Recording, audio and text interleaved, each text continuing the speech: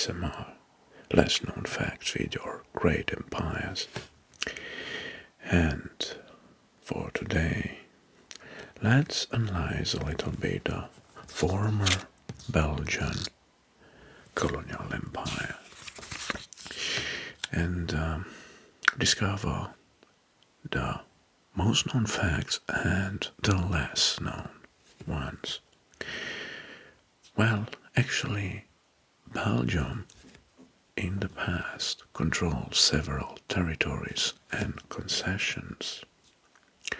During the colonial era, principally the Belgian Congo from 1908 to 1960, the Rwanda and Burundi, modern Rwanda and Burundi from 1922 to 1962, the Lado Enclave, which is modern central Equatorial province of South Sudan. Roughly 98% of the overseas territory was just a colony, the Congo. About 76% larger than Belgium itself. So, Belgian rule in Congo was based on colonial trinity. Colonial trinity. Trinité coloniale of state, missionary and private company interests. As the result of widespread and increasingly radical pro-independence movement, Congo achieved independence as the Republic of Congo Leopoldville in 1960. Let's study the background. Well, the Congo Free State from 1885 to 1908. During the 1840s and 50s, the King Leopold I, King Leopold I,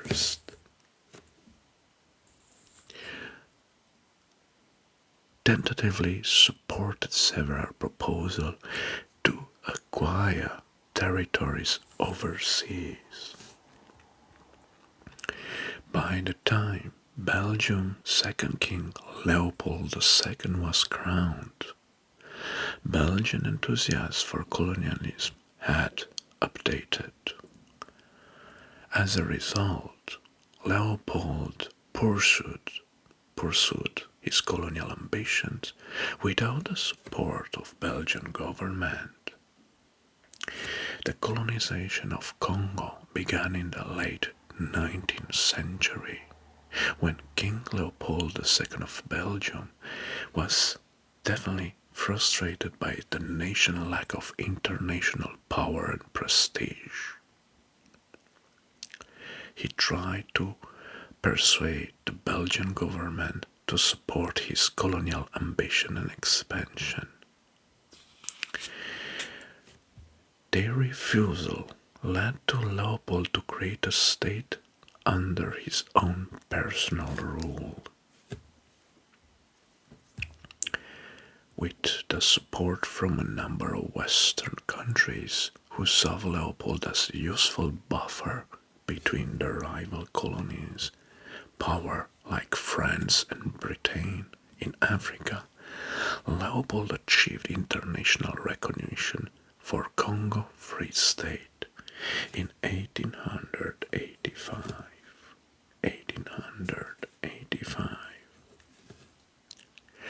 The Free State government exploited the Congo for its national resources, ivory, rubber, cacao, and some valuable commodities like timber, silver, and gold.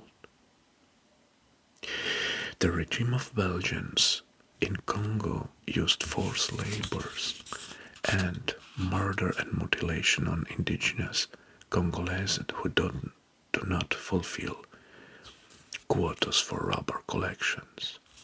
Millions of Congolese died during this time.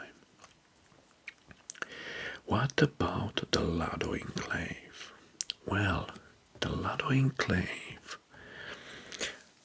is right here. Lado enclave was a Belgian colony that existed from 1884 until 910 and was situated on the west bank of Upper Nile, right here. What is known now Central Equatoria of South Sudan and northwest of Uganda. Its capital was the town of Lado.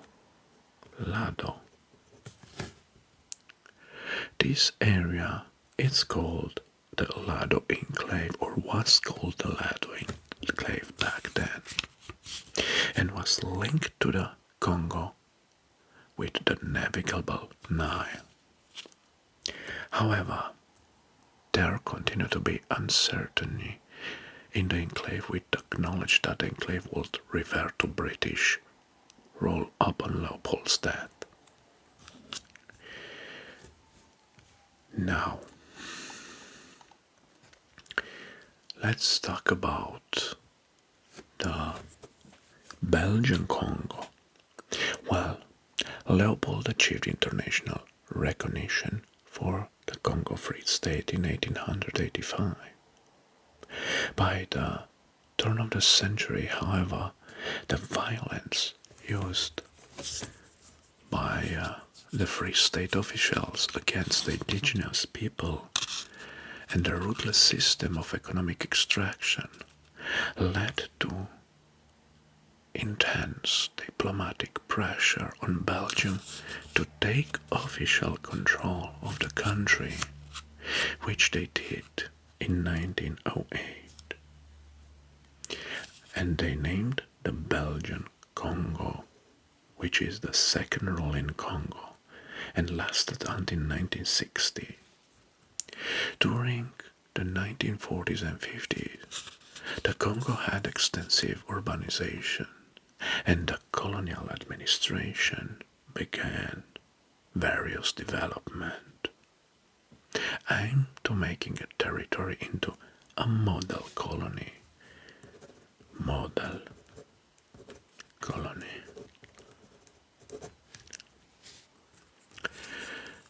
In the 1960s, as a result of the widespread and increasingly pro-independence movement, the Congo achieved independence, becoming the Republic of Congo.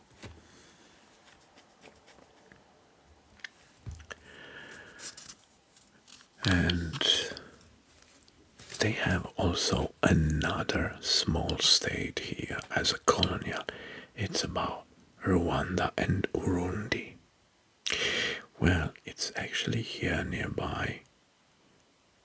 Rwanda and Urundi was first part as German East Africa under Belgian military occupation from 1916 until 1924. The aftermath of the World War I, when a military expedition had removed the German from the territory. It was designed as a UN or United Nations Trust territory, still under and put under the Belgian administration until 1962, when it developed into an independent state of Rwanda and Burundi.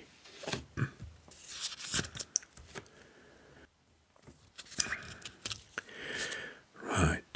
Well, actually, the Belgian had also other very small colonies, and one of them is Santo Tomas in Guatemala. Santo Tomas in Guatemala. That lasted from 1843 to 1854. Well, how it started? In 1842, a ship sent by King Leopold I of Belgium arrived in Guatemala. The Belgians observed the natural riches of the department of Izabal,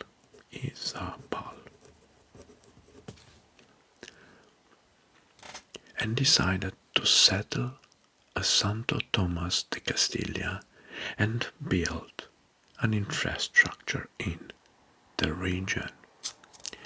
Belgian colonization efforts in Guatemala ceased in 1854 due to the lack of financing and high mortality due to the yellow fever and malaria. And this is how it ended, because they invested from 1843 to 1854, and after that they chased the investments due to the malaria and yellow fever.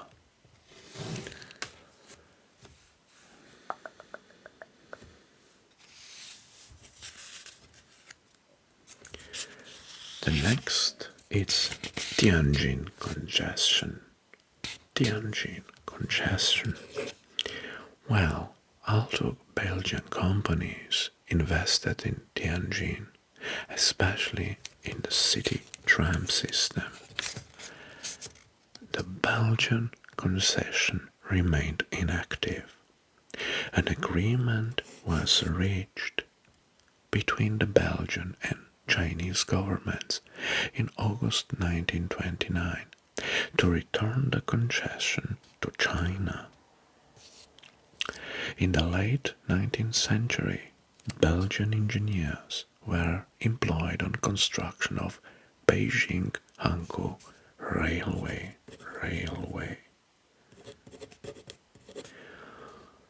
leading to the Belgian government to unsuccessful claim a concession on Hankou.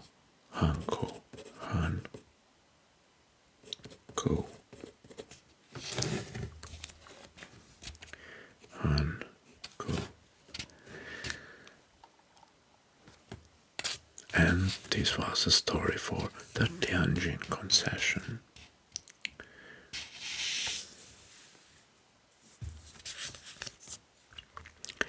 And next is the Tangier International Zone. Tangier International Zone.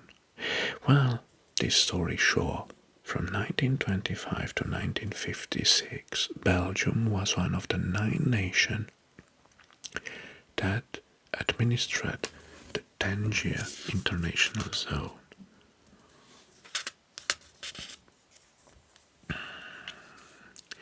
Isola Comacina. Well, Isola Comacina is a very small island on the Lake Como in Italy. In the 1919,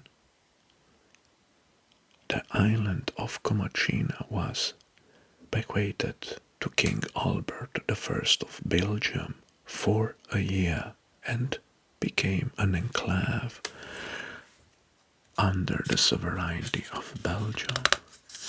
After a year, it was returned to the Italian state in 1920.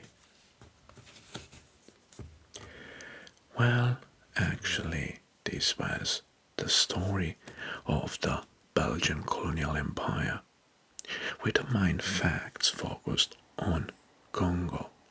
But let's unveil some less known facts. One of the less known facts is the human zoos. Well, human zoos. During the late 19th century and early 20th centuries, Belgium, like some other colonial powers, participated in the controversial practice of human zoos. These were exhibitions in which indigenous people from colonies were put on display in the European cities for European audiences. In the case of Belgium, this happened at an international expositions in 1897 in Brussels, where Congolese people were exhibited in a human zoo. The second less known fact is forced labor.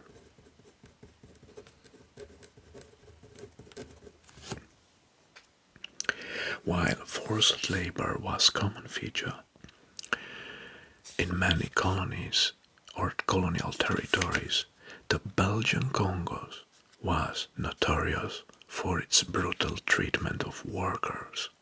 Forced labor was used extensively in various economic activities, including mining and rubber production.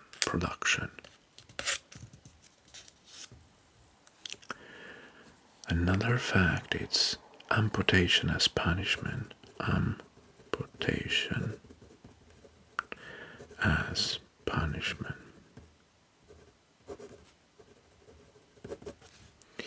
Well, one particularly brutal and less known aspect of the Belgian Congo's history is use of amputation as a form of punishment. During the rubber boom, Congolese workers who did not meet rubber production quotas were often subject of severe punishment, including having their hands and arms amputated.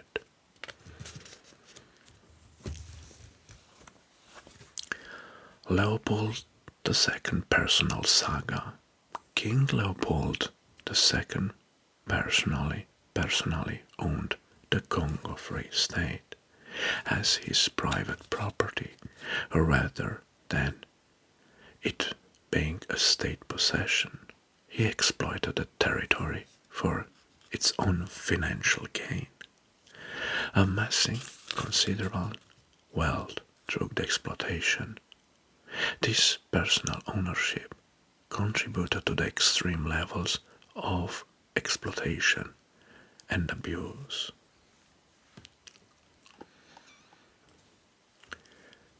Impact on the wildlife.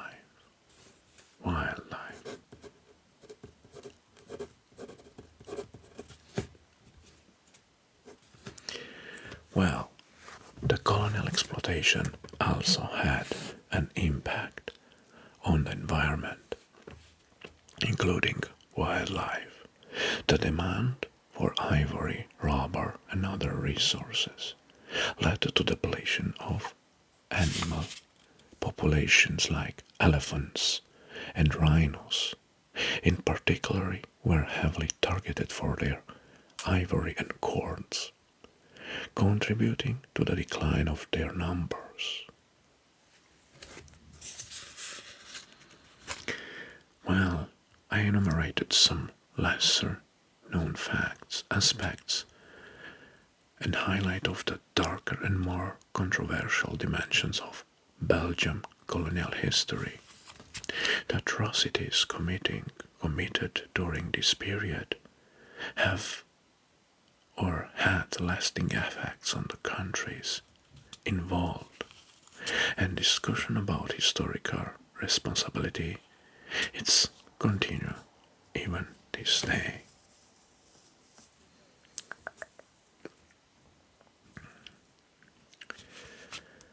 And we are done.